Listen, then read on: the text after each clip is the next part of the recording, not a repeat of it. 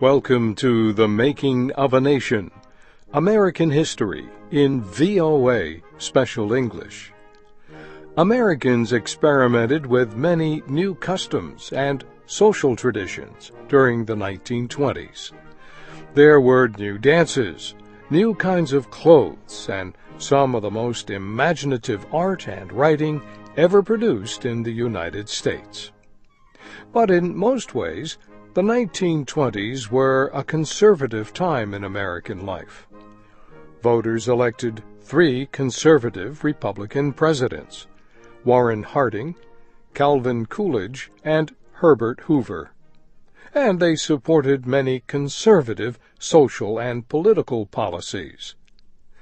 This week in our series, Kay Gallant and Harry Monroe continue the story of American conservatism during the 1920s.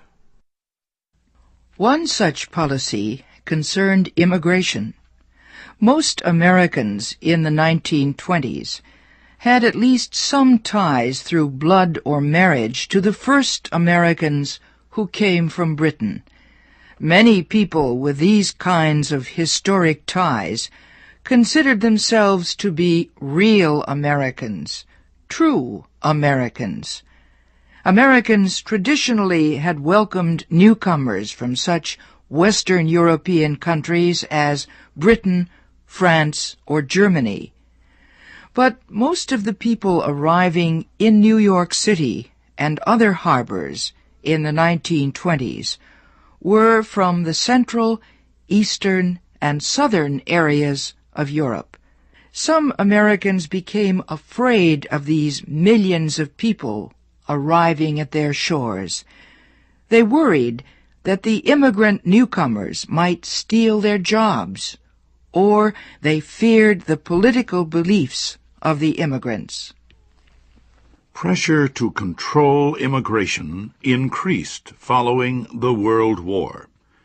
Congress passed a bill that set a limit on how many people would be allowed to enter from each foreign country.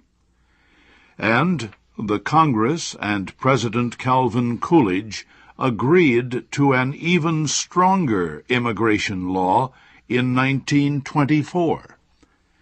Under the new law, limits on the number of immigrants from each foreign country depended on the number of Americans who had families in that country. For example, the law allowed many immigrants to enter from Britain or France because many American citizens had families in those countries. But fewer people could come from Italy or Russia because fewer Americans had family members in those countries. The laws were very difficult to enforce, but they did succeed in limiting the number of immigrants from certain countries. A second sign of the conservative feelings in the 1920s was the nation's effort to ban the sale of alcoholic drinks or liquor. This policy was known as Prohibition because it prohibited or banned alcoholic drinks. Many of the strongest supporters of Prohibition were conservative Americans living in rural areas. Many of them believed that liquor was evil, the product of the devil. A number of towns and states passed laws banning alcohol sales during the first years of the 20th century. And in 1919, the nation passed the 18th Amendment to the Federal Constitution. This amendment and the Volstead Act made it unlawful to make, sell, or transport liquor. Prohibition laws failed terribly from the start. There was only a small force of police to enforce the new laws, and millions of Americans still wanted to drink liquor. It was not possible for the police to watch every American who wanted to buy a drink secretly or make liquor in his own home.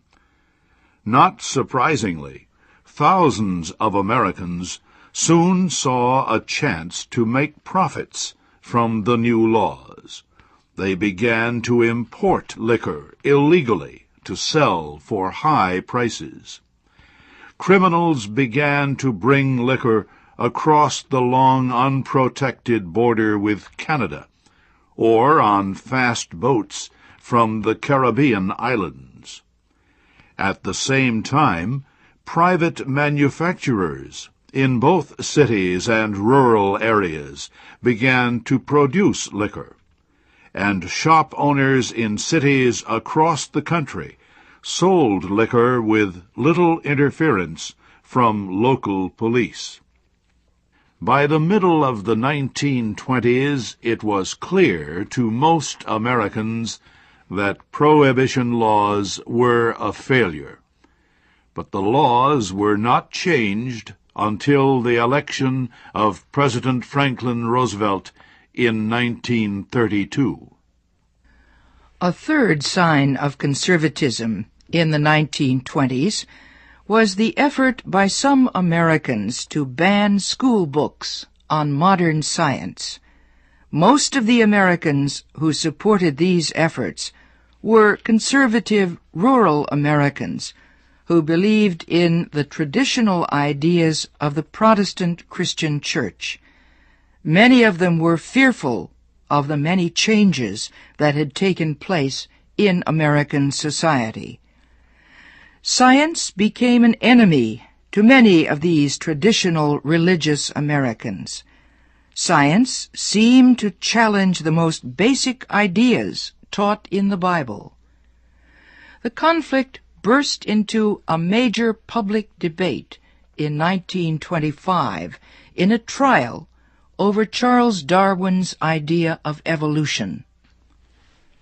British scientist Charles Darwin published his books The Origin of the Species and The Descent of Man in the 19th century.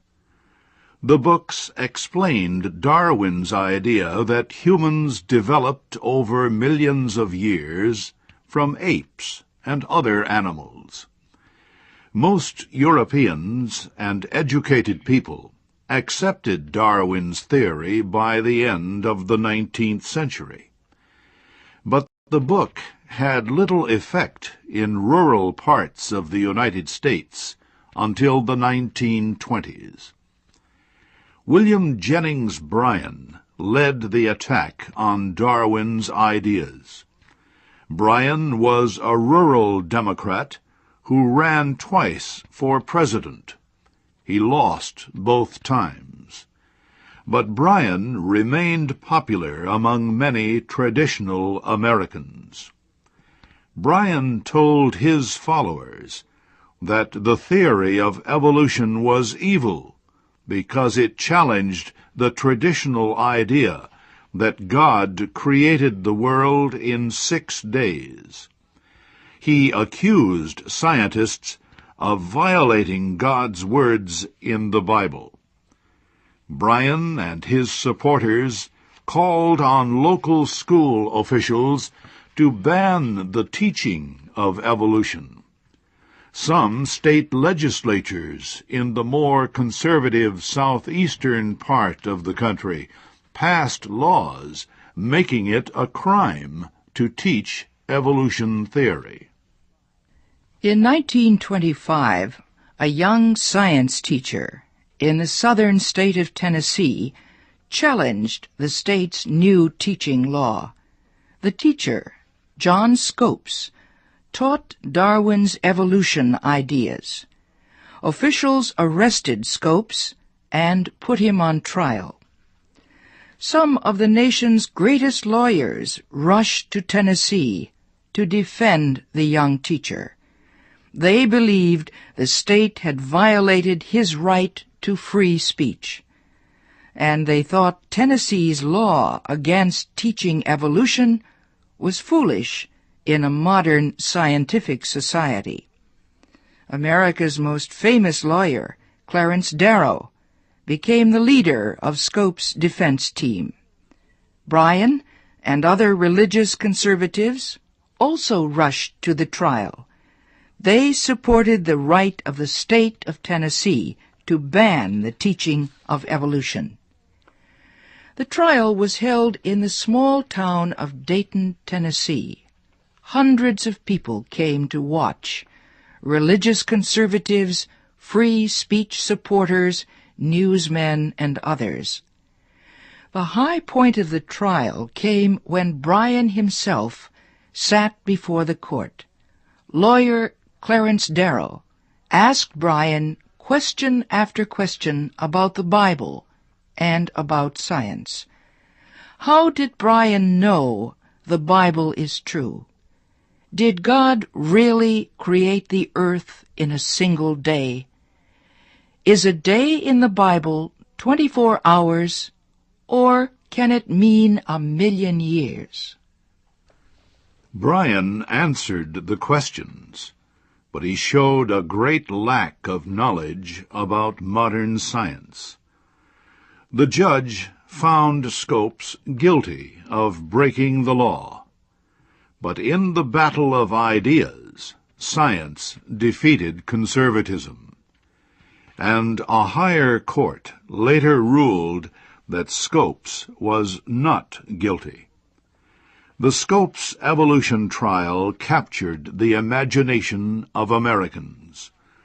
The issue was not really whether one young teacher was innocent or guilty of breaking a law. The real question was the struggle for America's spirit between the forces of modern ideas and those of traditional rural conservatism. The trial represented this larger conflict. American society was changing in many important ways during the early part of the 20th century. It was not yet the world superpower that it would become after World War II, but neither was it a traditional rural society of conservative farmers and clergy. The 1920s were a period of growth, of change, and of struggle between the old and new values.